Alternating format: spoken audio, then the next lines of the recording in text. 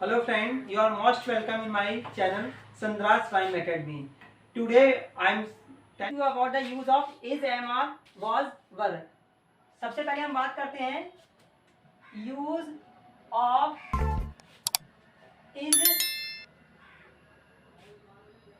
am, are, was and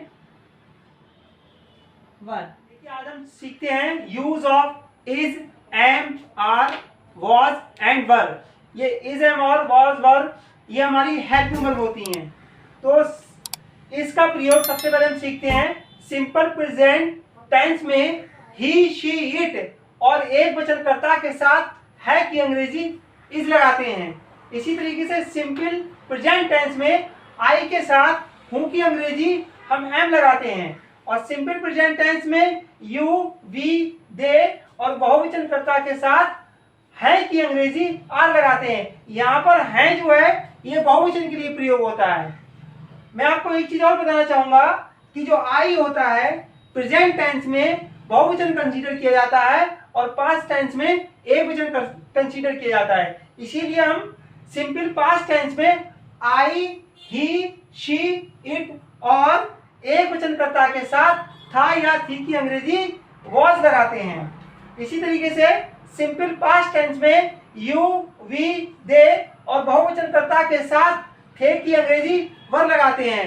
ये जो हम इज, एम, आर, वॉज, वर इनका जो प्रयोग करेंगे, जो हमारे हमने इससे पिछले वाले चैप्टर में आपको 4 फॉर्मूले बताए थे, असर्टिव सेंटेंस और इंटरोगेटिव। असर्टिव के 2 फॉर्मूले थे और इंटरोगेटिव के 2 फॉर्मूले थे। उन फॉर्मूलों में जहां कहीं भी हेल्पिंग वर्ब का प्रयोग हुआ है वहां पर हम इज, एम, आर, वॉज या वर का प्रयोग करते हैं। आगे हम सीखते हैं इन सेंटेंसों को, इन हेल्पिंग वर्बों को सेंटेंस के साथ कैसे प्रयोग करते हैं। अब मैं आपको बताता हूं इज, एम, आर, वॉज, वर इनका हम सेंटेंस में कैसे प्रयोग करते हैं। सपोज दैट मैंने आपको एक सेंटेंस बताया, वह एक खिलाड़ी है। ये हमारा सबसे पहले हम सेंटेंस को जब बनाते हैं तो देखिए टाइप्स ऑफ सेंटेंस कहता है। इसमें हमने देखा कि असर्टिव सेंटेंस का अफर्मेटिव है, तो सबसे पहले हमें अफर्मेटिव का फॉर्मूला लिखना है, subject plus helping verb plus object. इसमें सब्जेक्ट हमारा वह है तो सबसे पहले मैं वह की अंग्रेजी लगाएंगे, लेकिन हमें अभी मैंने आपको बताया था कि सिंपल प्रेजेंट टेंस में एक वचनकर्ता के साथ है की अंग्रेजी इज लगाते हैं। यहाँ पर एक वचन वह है, इसकी अंग्रेजी इसके साथ है की अंग्रेजी हम इज लगाएंगे, लेकिन इसका प्रयोग हम कहाँ पे करेंगे, is, am, are, was, were, has, have, had, will, shall, do, does ये सारी हमारी हेल्पिंग वर्ब होती हैं। तो इनका जो मैं प्रयोग करूंगा वो हेल्पिंग वर्ब की जगह। तो यहाँ पर सब्जेक्ट हो जाएगा हमारा ही और हेल्पिंग वर्ब लगेगी is. He is a player. इसी तरीके से मैं आपको दूसरा सेंटेंस का एग्जांपल बताता हूं, जैसे मैं एक शिकारी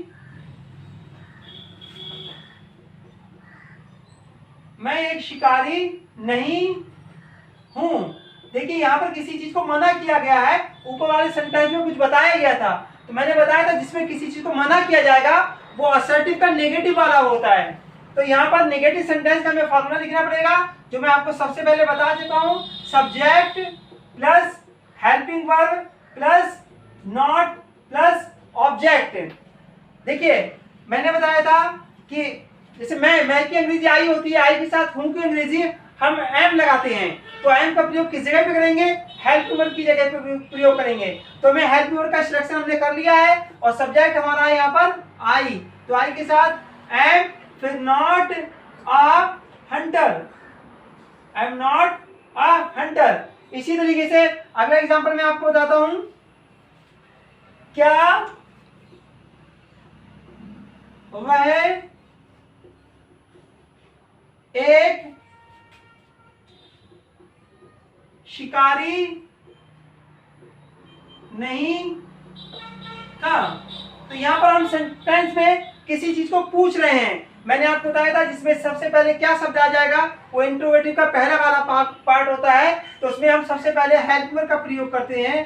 help verb plus subject plus under bracket not plus object plus question mark. Under bracket not इसलिए कहते हैं अगर ये सेंटेंस ऐसे होता क्या वह एक शिकारी था, तो यहाँ पर नॉट का प्रयोग नहीं करते, लेकिन यहाँ पर सेंटेंस ये है क्या वह एक शिकारी नहीं था, तो यहाँ पर नॉट का प्रयोग इस जगह पे करेंगे। अब देखते हैं कि था की अंग्रेजी वह एक वचन है और ये पास्ट टेंस है। पास्ट टेंस में एक वचन के साथ था की अंग्रेजी हम क्या लगाते हैं, वॉज लगाते हैं, तो इसका प्रयोग हमारा होगा हेल्प वर्ब के। वॉज सब्जेक्ट हमारा है he, was he not a hunter, क्या वह शिकारी, क्या वह एक शिकारी नहीं था, यहाँ पर क्वेश्चन मार्क है। तो ये हमारा इंट्रोगेटिव का पहला वाला हो गया। सपोज अगला मैं सेंटेंस लेता हूं,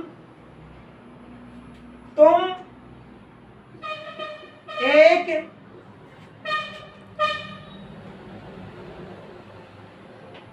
अच्छे लड़के, तुम एक अच्छे लड़के क्यों नहीं हो।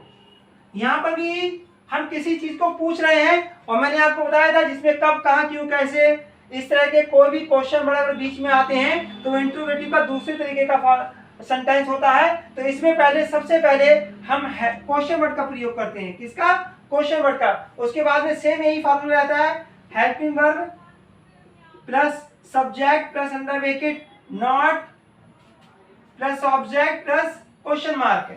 अगर नॉट आएगा, नहीं शब्द यहाँ पर होगा, तो उसकी अंग्रेजी नॉट यहाँ लगाएंगे। तो यहाँ पर सबसे पहले हम क्वेश्चन वर्ड कब कहाँ क्यों कैसे ये जो वर्ड आते हैं उनकी इंग्लिश का यहाँ पर प्रयोग करते हैं। तो सबसे पहले क्यों के लिए हम लगाएंगे वाई, फिर हम देखेंगे प्रेजेंट टेंस है और सब्जेक्ट हमारा यू है। सब्जेक्ट हमारा क्या है, यू। तो यू के साथ हम प्रेजेंट टेंस में है की अंग्रेजी क्या लगाएंगे, या हो की अंग्रेजी हम लगाएंगे आर, और आर क्या होती है हमारी हेल्पिंग वर्ब। तो इसका प्रयोग हम करेंगे यहाँ पर, Why are you not a good boy? तो ये हमारा इंट्रोगेटिव का दूसरे तरीके का सेंटेंस हो गया। एग्जांपल है हमारा, क्या वे शिकारी नहीं थे। यहां पर भी हम किसी चीज को पूछ रहे हैं, कंफर्मेशन ले रहे हैं, लेकिन यहाँ पर क्या सबसे पहले आया है, तो इंट्रोगेटिव का ये हमारा पहला प्रकार होगा और उसका फॉर्मूला हमारा होता है सब helping verb plus subject plus under bracket not plus object plus question mark. तो इसमें हम सबसे पहले हेल्पिंग वर्ब का सिलेक्शन करेंगे। देखिए पास्ट टेंस है और पास्ट टेंस में ये बे की अंग्रेजी होती है दे, और दे ये हमारा बहुवचन है, उसके साथ में हम थे की अंग्रेजी वर्ब लगाएंगे। तो हमें वर्ब का प्रयोग कहां पे करना है, हेल्पिंग वर्ब की जगह पे। तो हमारे यहाँ पर जाएगा वर्ब दे, नहीं शब्द आया है तो इसमें नॉट का प्रयोग करेंगे, verb they not hunters plus question mark. तो ये हमारे एग्जाम्पल हो गए इज, एम और वॉज वर्ब के। अगले चैप्टर में मैं आपको बताऊंगा use of will be and shall be, उसका प्रयोग कहां पर करते हैं। Thanks for watching my video.